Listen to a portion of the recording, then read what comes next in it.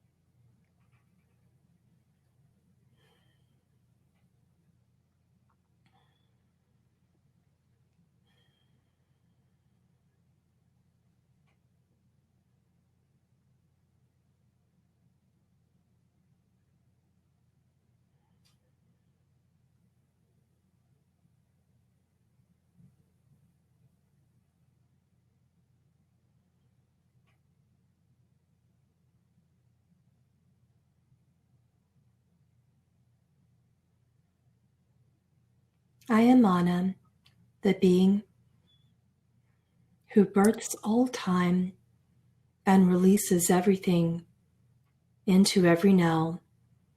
I walk between worlds. I create and breathe them. Welcome. For those who seek liberation, time is not your answer. Death is not your crown of glory.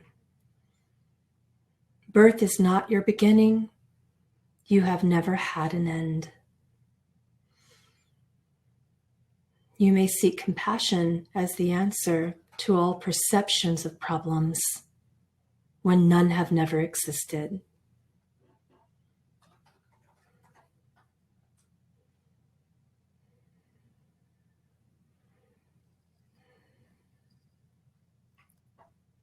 Welcome, Anna. We have many questions for you. Is it okay if we begin? You will do as you shall. First, I want to ask that we all get the information for our highest good. So please let me know if you would like to share something before I ask my questions.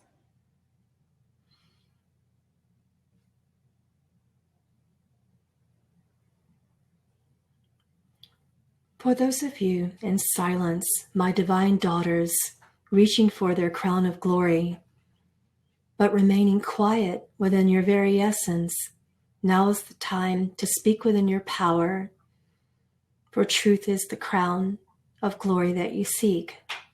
But if you speak not, how can compassion be heard as a powerful voice upon this planet?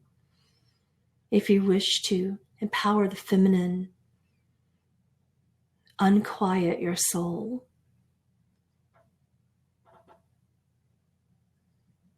Well, this is a good lead into the first question. Many wanted to understand about the Essenes women, where they came about and what their role was in Christ consciousness. And I imagine this is the Magdalene women as well.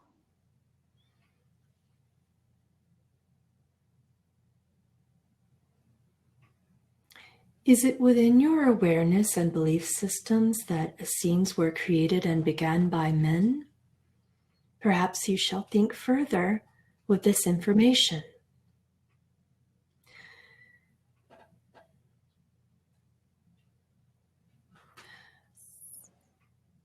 Prior to Mount Carmel, around the lands of Quankan, there was a female body that was found around your birth time and earth times of 1947. And this was your scientific awareness with the beginning thereof, that women were indeed a part of the Essenes, as she held within her hand one of the second ancient Dead Sea Scrolls. Even prior to then, my immortality has extended for hundreds of years before Mary's existence, and at least 275 earth years before Yeshua's existence. Were you one of the founding Essenes? I am the founding Essene. And may we ask where you came from before being an Essene? There is no before for me. One of your most prolific sleeping prophets on this planet has indicated my whereabouts and my existence and the finding of my body during one of his many sleeps. There are many female Essenes prior to the recognition of male Essenes on your planet. So is the Essene wisdom from the feminine? Yes.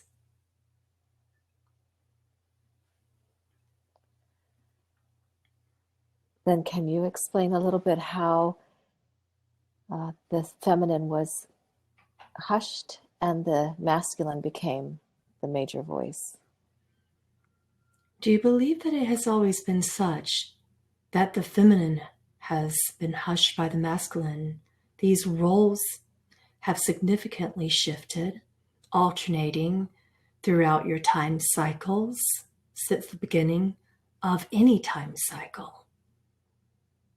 If you believe that the feminine is now squashed, keep in mind that you are rising. So you're saying it's cyclical. It is, and there are many initiations from the various mystery schools prior to Mount Carmel and the Nazarene mystery schools. There are many initiations that indicate as such, and you continue to flatten each other throughout these cycles of time, uplifting one and squashing the other. What if there is no other? You have always been the same. Your perceptions are highly limiting. So can you tell us more about the initiations and how they may be for us today?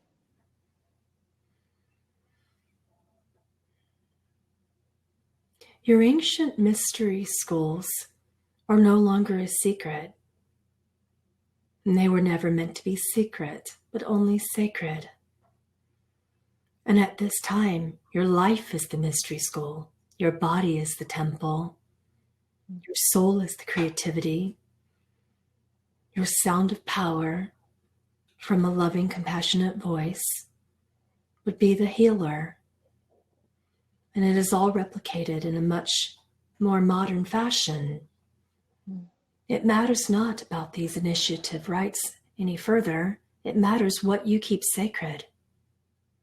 It matters how you treat your temple, how you enact and reenact your initiations from the mystery that is within your very homes, and deeper yet, in your minds, and deeper yet, in your hearts. So you're saying that the same type of initiations of like going into caves and such that you had done in the past, they are actually happening within our lives, in our daily lives.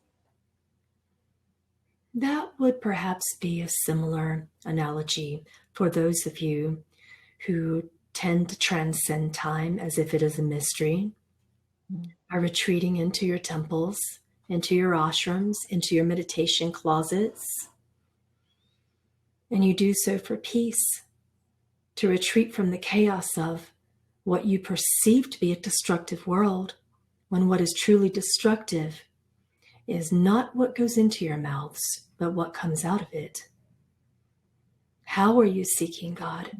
When you seek up and outward, the inward is forgotten, and all of the mystery that has arrived from your very core of the DNA is not replenished, is not found, is not remembered. And then, would atonement still be sacred if you remember not? You are here to live, not in the past, not in the prison of the future, but in the temple of the now. And that brings up a question of relationships and how to be loving of yourself and loving of others when energies don't match. How to be supportive and not enabling.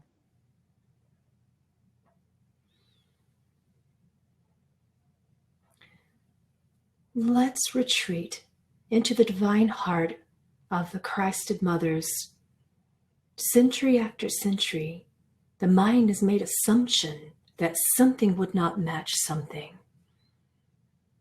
Upon what perception is this theory based? Does God make mistakes? If something is before you, it is a component of yourself that is within you. Everything that is without is within. Everything that is above is below. This is not a matter of extricating oneself. This is a matter of seeking within until you can understand everything that is without. Then and only then can you make decisions. This is not about separating yourself from another being. It is about returning to the oneness of the love that you hold within your very hearts until you see no separation in any other being or no other than at all. And when your mind tries to tell you that something is not love, ask again. Then I'm going to ask specifically for a situation where someone has a sibling that is using drugs and self-damaging, and the mother is seems to be enabling it, but this person is concerned about truly supporting the sibling. The mother is concerned, or the other children and family members? The other children and family members. The mother seems and that is just it. Right. It is the nature of the connection between the mother and the child that is paramount to honor. It is not within God's business, with the exception of the mother and her child. If she chooses to enable, this is within her contract. If she chooses to abandon, that is within her contract. That is within his growth and hers. It is not within the nature of the other family members to intervene, but to support with love at all times, holding the hands outward in hugs and love and compassionate expressions towards each, knowing the nature of limitation, the energies. They could either be expanded or drained. What does this family choose in how they wish to support themselves individually? That is the answer to your question.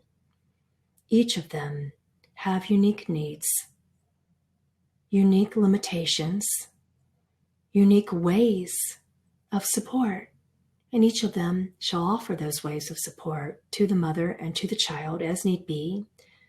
but first and foremost, supporting and honoring themselves. It is God's business, and it is the business of the mother and the child. It is no one else's. We do not judge their experiences and how they choose to contract and expand within their karmic accumulations throughout time. Some may say that unloving. How do you choose? How do you judge intervention as loving or unloving? You cannot. You must trust. The family will know when to extract their help.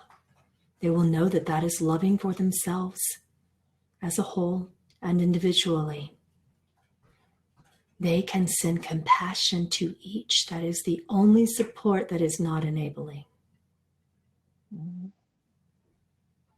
They must do so while knowing their own limitations and their own unique abilities to support and remain within those abilities, not expanding beyond their own limitations, beyond their own specific means of support. So if this person is very bothered, it's her or his responsibility to take care of the self and trust that something is positive going on there. Trust that God does not make mistakes. There is a unique expansion that can only be understood between the nature of those expanding within the contracts. And within those shared lessons, only the mother and her child can understand.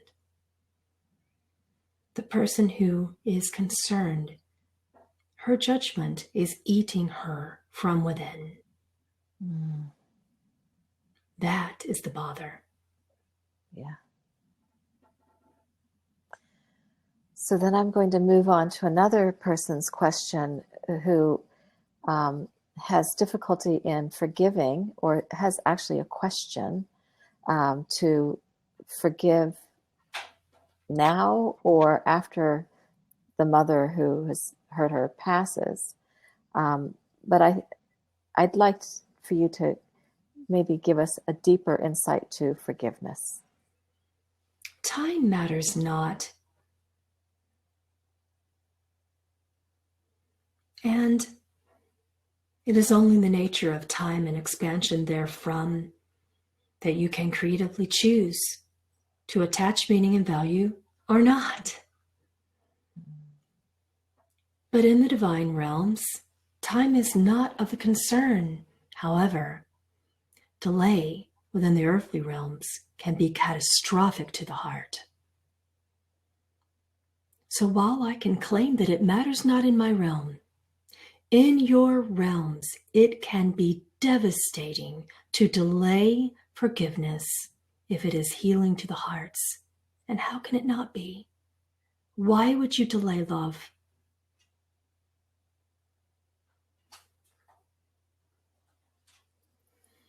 Well, now we have some questions more about you personally. And someone was asking about your relationship with John the Baptist and Yeshua. Can you go into that a little more? No, they are very different beings. Yeshua, from the moment he was a child, was always playful, musical. Some would call him grandiose.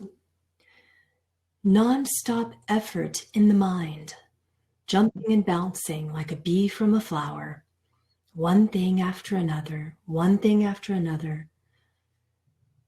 Knowledge was his food, and he was never satiated.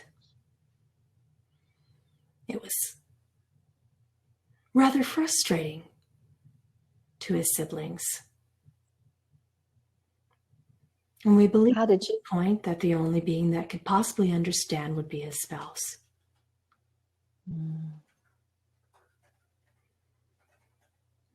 I was wondering how you related to him directly. He would come to me in order to clear the thoughts. He mastered breath and meditation techniques because of my tutelage. He was able to calm the mind and the body paradigms because of ancient mystery school initiations that were taught by his mother through me. Our relationship was unique. It wasn't quite the relationship that he had with either of the Marys. He didn't come to me in times of trouble. He came to me when he needed correction, when he felt that his path was futile. He too struggled with things that many humans struggle with, as enlightenment was not reached until age 30. He came to me for times of darkness, for times of pain, for times of suffering, not to hold a space of compassion, but rather to be enlightened by unique alchemical teachings. So you helped him take the darkness and shift it into higher enlightenment? Is that what you're saying? That's one perspective. Well, then please explain more. I helped him shift between paradigms and perspectives that one would be good, one would be bad. And I helped him understand everything that is between each of the pillars of light and the sounds of darkness. I helped him understand that God is the infinite nothingness that you call darkness, that many around have labeled evil. And I helped him forgive it when he perceived it as suffering. Well, this draws a question in my own mind about how the feminine ways have been labeled evil by the known Catholic Church, perhaps. And is that because there was a grasp or an understanding of the God in the darkness or other ways than we've been taught where divine is? There. Let's stop there. God is not within darkness. God is it. Okay. And is that what scared so many people to call this the devil? Or They hold no reference, no point of knowledge. There is nothing to compare when it comes to the true nature of God until light is shined upon it.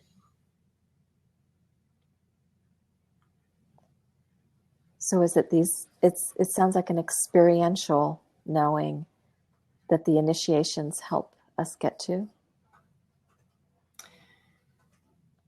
Knowingness must come from within and cannot be experienced initially. It simply is. You cannot experience the nature of God until you expand from form, and even then, the paradigm of the mind will separate and will call one thing darkness and another thing light. And this has been the nature of karmic accumulation within time cycles since the beginning of what you call time. What if there was something in between all of this? When you're walking between such worlds, you can expand your awareness within the technology that is shared from these mystery schools, as you have called them. And that is the nature of divine sound. And this is the current and the technology that stems from compassion. Compassion is the bridge of consciousness between all paradigms of north, south, good, bad, dark, light, alive, dead. What reverberates you at the very cell nature? Sound. Such as source tones.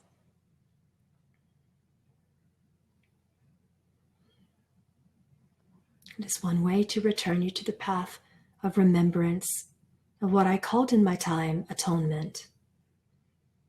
Remember, I am a master and a weaver of time and all that is between. I have been in existence throughout my state of immortality for over 200 years before the existence of any Essene in your earthly time paradigms. and I have been initiated through all ancient schools of alchemy, and I have transcended time through the nature of immortality by removing myself from time's grasp. And I did so by removing all thoughts, all experiential notions of death from my essence. And is that what then Jesus was able to do through his resurrection, or what was seen as a death experience? Yeah. And Mary. Mary Magdalene also, of Bethany. And then Can you tell us? two of the divine feminine within our soul group left behind bodies so as to provide historical reference points, proof for our long lives within bodies and form.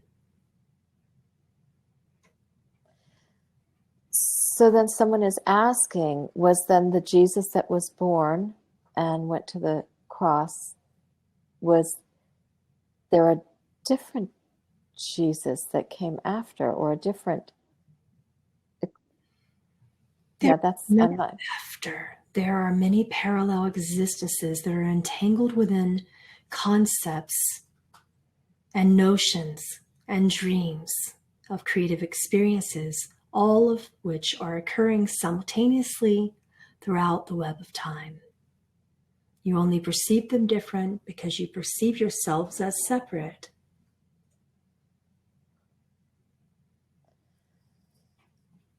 Then someone is asking, what really is the Christ consciousness?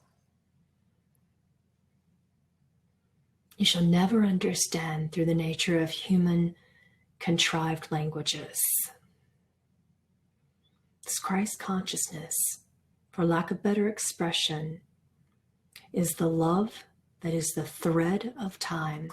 It weaves the web of time together until you no longer perceive time at all.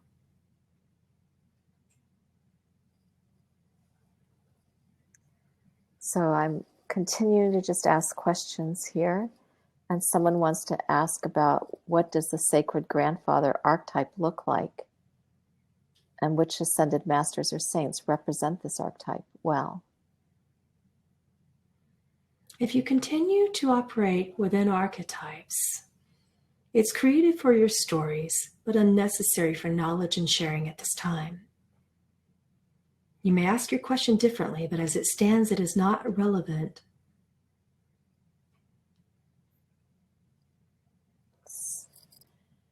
Yeah, so then I'd like to get back on track with what you feel we should hear now collectively to help us at this time. At this time, it is important to understand and to grasp the concept of family, the concept of galactic families, the concept of your origin points being now and always, the concept that you cannot die unless you choose it, the concept of managing the frequency of your very nature within your thoughts before they even become emotional frequency is incredibly important to the mastery of immortality. You seek it as if it is some crown jewel hidden away deep within the confines and recesses of the earth. And if you follow this analogy, you must dig more deeply into yourselves.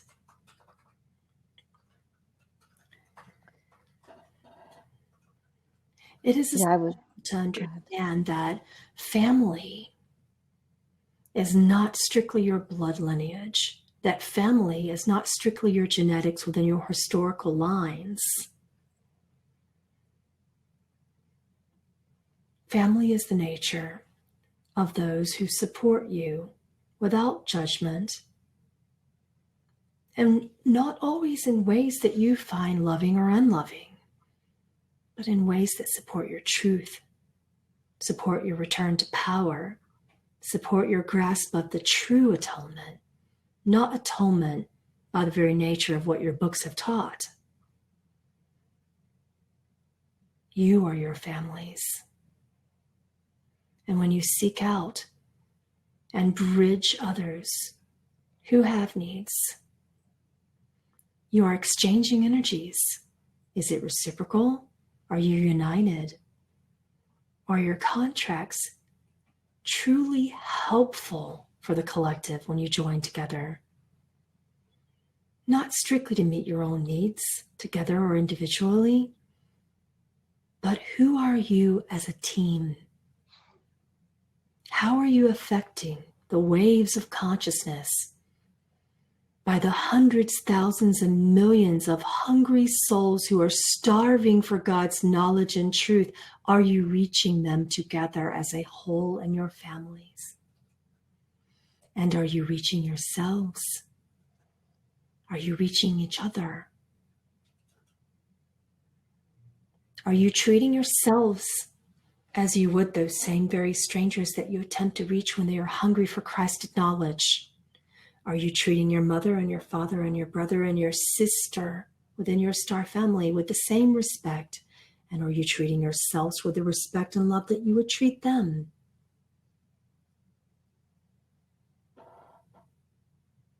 Love is reciprocal. And what is good to be given is good to be received. What is good to be received shall be given thricefold.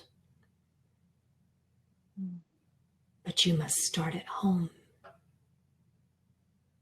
You are expanding and reaching and ignoring those underneath your very roofs.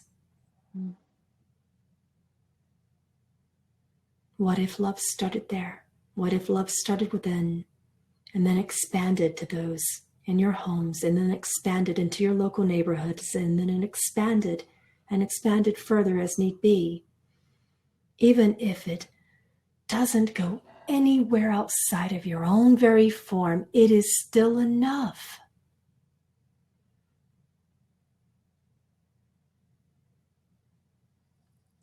So is this as you have lived,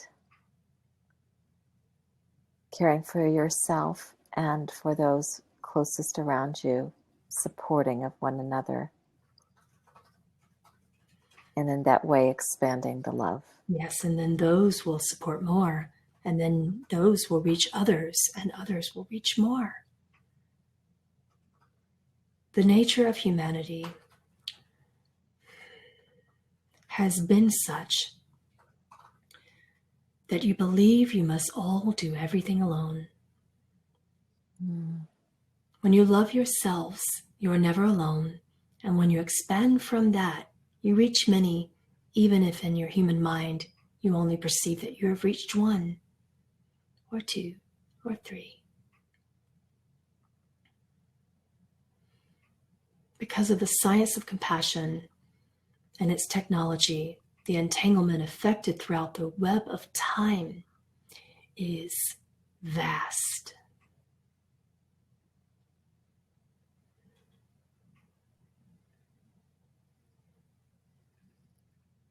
So somebody was asking here about the book by Claire Hartsong, if that is accurate to your life. Did you give it to her? It is an incredibly wise prediction. It has been true throughout many realms of time. But perception is simply perception.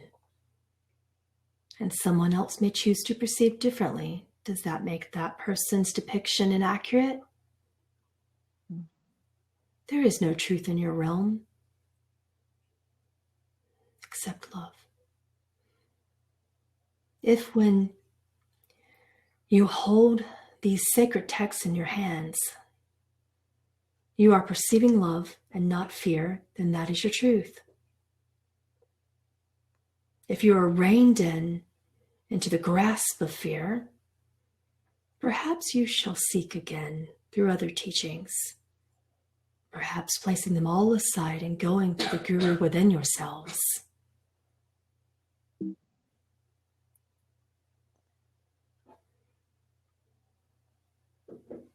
So you're saying basically that we get to hear, or we get to understand what we need to for our own expansion and love. You are going through steps of immortality. And when you're on the bottom step, you surely cannot understand all of the knowledge and education that is at the very top. You would not even conceive of it. Is it not so? You take one step at a time. And along the way, you will find many texts that relate to you, only to be cast aside later as you move upward and onward into your seeking of the Christed consciousness.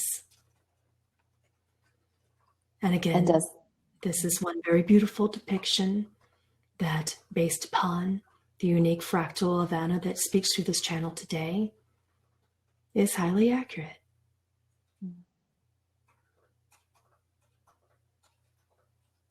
So have you many fractals on Earth at this time?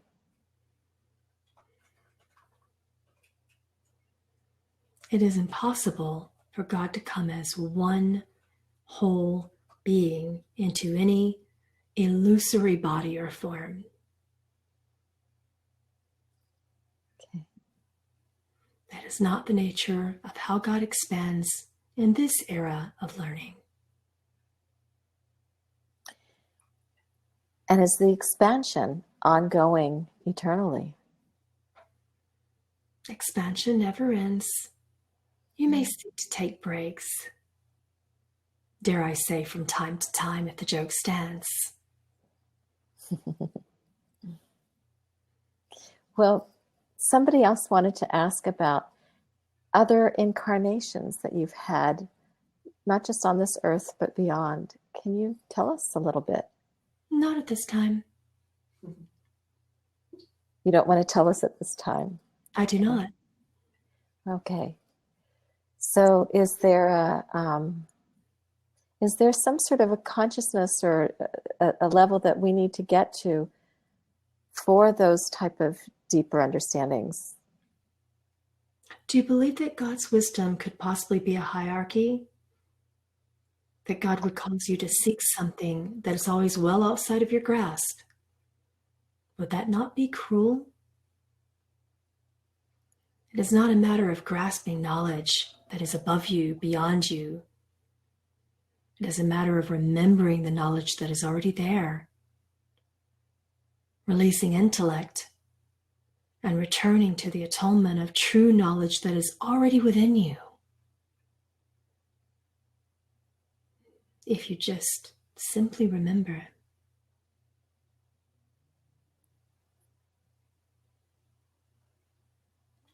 And is that remembering done in silence and stillness and listening? For some it is within joyful glee and dancing and prancing upon the very lands and waters of your planet. For some it is within scholarly writing. For some it is within the singing of divine sound and bringing the nature of the sound guru from within you into all of the nature that is without. For some it is within building from your hands, or speaking inspiring words of compassion and courage from your hearts. For some, you are peacemakers. For some, you are the voice to the voiceless, the power to the powerless, the peace amongst war. How will you choose to create? What are you waiting for? You're waiting and wondering and ceasing God's work on this planet with the very limited excuse, I do not belong, or I hold no purpose here.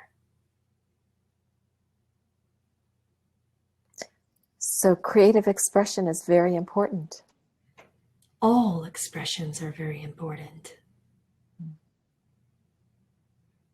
Then, You express not, you live not. Because I can think of many people who feel like they need to work in jobs to put a roof over their head and such, and never give the time to their creative expression, whether it's painting or dance or music or writing or whatever. Can you say something to that, how it affects us? It saddens me greatly. If my heart were to break into a million pieces and fly into the stars to be never collected, this would be the greatest atrocity on your planet. To lose oneself, to forget your at-one-ment, to forget your very nature.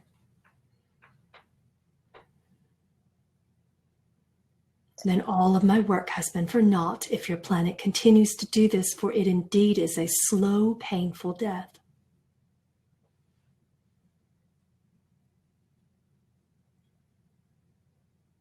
There's a lot of fear that keep people back. Fear of what? You are not fearful of God, you are fearful of your very minds. You are afraid of that which is not God. You do not fear God.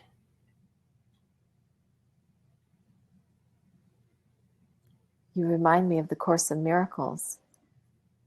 Can you speak anything to that? That would not be a text where I would begin. Where would you begin? With the very hidden scrolls that were plummeted into the earth, into the walls of the castle that one of Mary's sisters hid in southern France. Go into the Coptic texts that were buried into jars in the ground. Go into the Dead Sea Scrolls. Go into all the hidden texts that were omitted by your churches. And better yet, go into the unwritten text that are coming from the cognition of your sacred channels today. Texts that are unknown, texts that are waiting to be discovered, and some waiting to be written.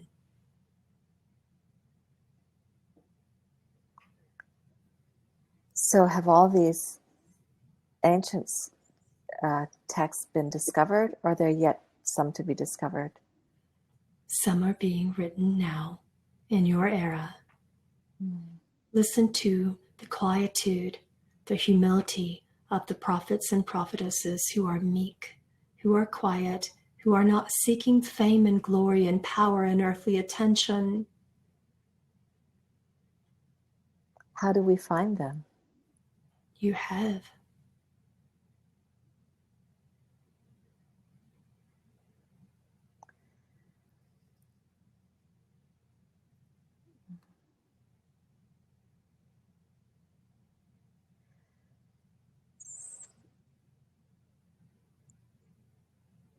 So I am scrolling through questions. I'm just reading something here about someone who had a daughter that was sexually assaulted by a date, and it was traumatic for her. She lost her virginity and was not ready for the emotional or physical aspect. The boy seems confused as well. And what can be learned through this, and how can these parents support their daughter through this?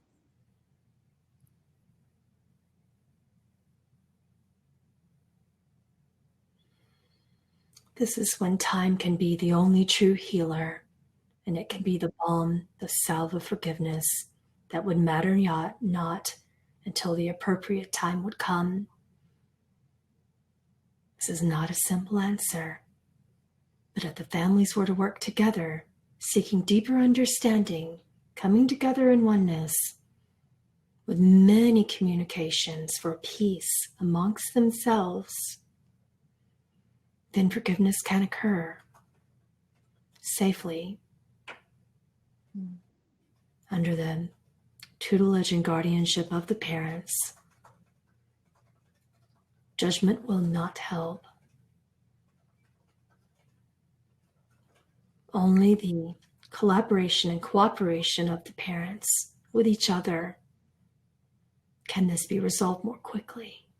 And this is what would occur in my times. That for mistakes can be forgiven, but perhaps not forgotten.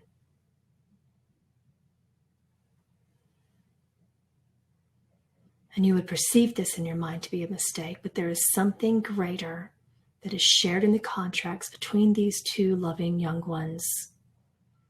It does not mean that anything is condoned or denied.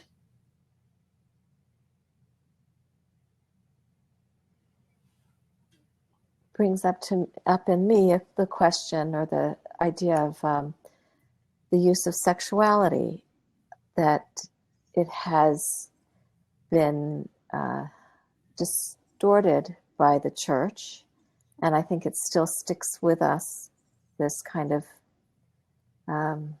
ignorance of the power of sexuality, which I believe that you and Magdalene's really grasped the power beyond what we can imagine. Could you speak to us a little bit about that? Within such sacred initiations, within our temples, sex was to be considered something which a couple was prepared for, not for minutes or moments or a brief flighty thought, but for years. Such young couples were prepared. And even prior to marriage, such young couples experience much tutelage with priests and high priestesses, with the prophets of the temples, with their own masters within and without, with their parents. And it is a lost art, these temple initiations that begin with harvest. It is a lost art. It is sacred, and it has been forgotten. The intermingling of such energies was always meant to be sacred, during which time disease was not prevalent, because even the cells of the body were prepared and purified effectively before such joining and entanglement of energies. The intention of sex, whether it be physical or energetic, is the one thing that can bind souls together throughout all parallel existences of time, and you have made time quite powerful. Do you see the nature of that which I share?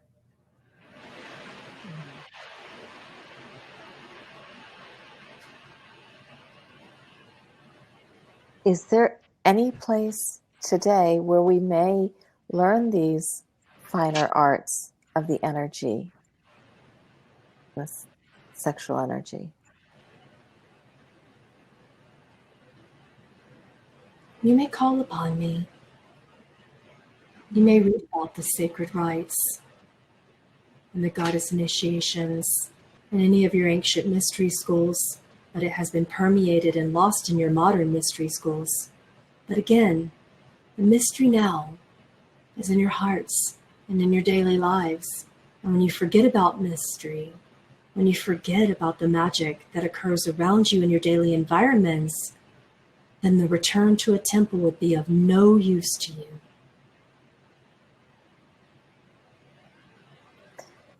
So I understand you also had rites and around the woman's bleeding. Can you share that, the honoring that you have? Can you tell us some more about that? It is a deep cleansing that prepares a woman to become a goddess to become illuminated throughout her very divine sound as it is projected and created throughout time. It is a deep cleansing of the body and of the mind, of all of that which no longer serves a woman. And it is also honored, venerated. It is the nature of the cleansing bond of blood that is within the temple initiatory rites, a deep mystery. In all of my eras, in all of my sharings, in all of my times, it means life. It means birth. It means one is beginning again to create and store, to cleanse and then restore within the nature of Goddess creativity. These rites of passage have been shared throughout all of your times in your temple rites.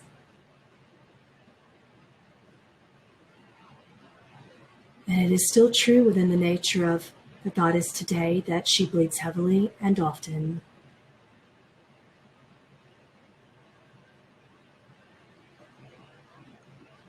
Okay. And is that something that could be helpful for someone who is very sensitive to suffering and has pain and shares others' pain? Could this be a time to help cleanse even more? It cleanses the vast amount of suffering that is accumulated within the goddess herself that she is carrying on behalf of the collectives. And the deeper she carries, the harder she bleeds. The deeper the emotional pain that she carries and transmutes on behalf of the collective, the more difficult the cycle of the menses, the more painful.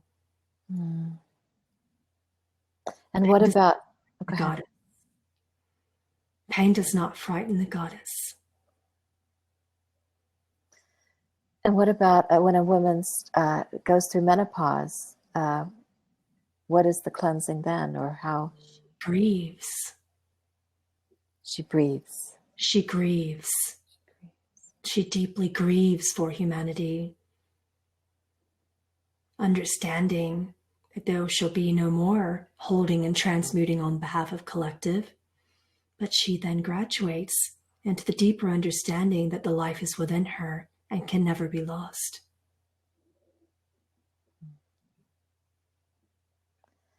So we would like to bring Pamela back very soon. Is there anything that you think we should know at this time that we have not covered? You are all mothers, you are all fathers, you are all sons and daughters of God within. Seek not the further separation of gender, of sex, of egoic personal identity. Simply understand that all is oneness, all is love, all is for the seeking of creativity, and all is good. Do not have to kill one part of yourself to birth another. That is all for now. Thank you very much. And we thank you and ask you to bring Pamela back. It is my honor and hers. Mm.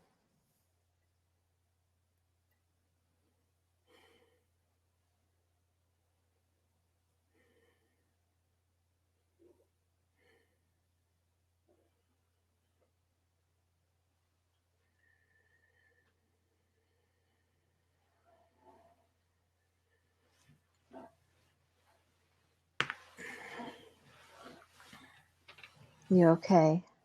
Mm-hmm. Okay. Thank you. Thank you. It's good to see your smiling face. Same here. Thank you so much for facilitating for me. Oh, it was such a blessing. And I think a lot of people appreciated Anna's wonderful. Of course, as you are. Okay. She reminds me a little bit of you. Oh, thank you. Can you tell us again where we can find you? Yeah. I have a website, sunasenman.com. And what I've been doing a lot lately is I've been reading in A Course of Love, which is it came 30 years after A Course of Miracles, and putting that up on Facebook. I have a Facebook page at Suna Senman Life. And then I also have my YouTube channel.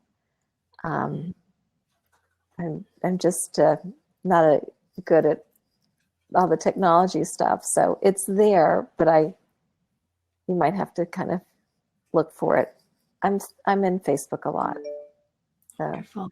yeah. And are you still working one-on-one with people? I think you still are, right? Yes. I was going to say I'm in Sweden now, but I also work online and have been doing quantum healing, which is really fantastic.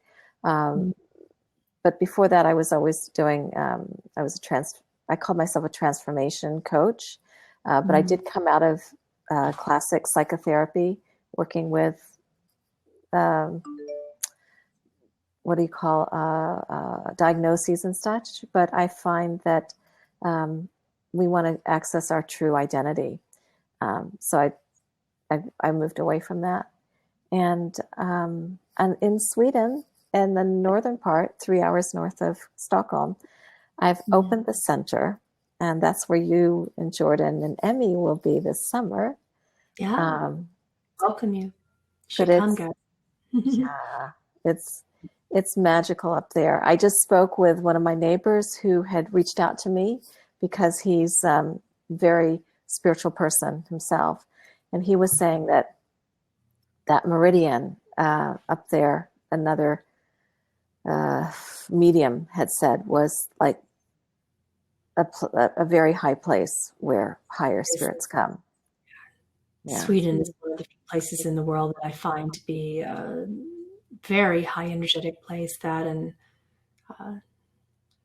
It's one of the few places I'd live.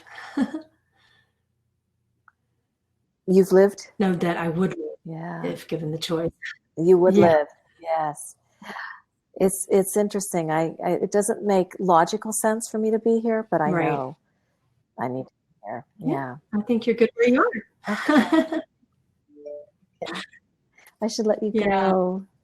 Thank you so much. I know it's an ungodly time where you are in Sweden, so I really appreciate you so much. You probably should get back to sleep now. Thank you. Okay, thank you. Okay, guys, we'll see you, I think, on Monday, right, for Rumi. So I'm really excited about that as well.